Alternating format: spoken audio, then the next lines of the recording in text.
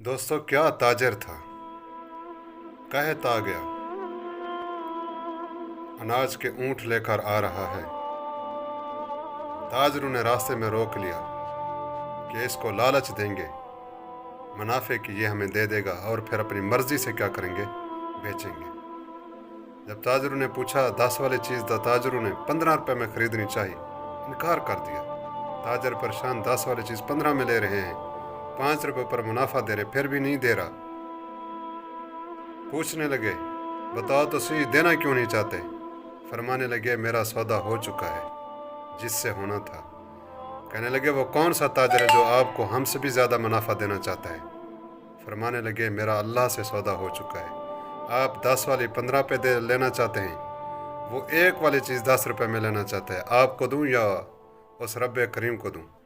आए और सारा गला मुफ्त तकसीम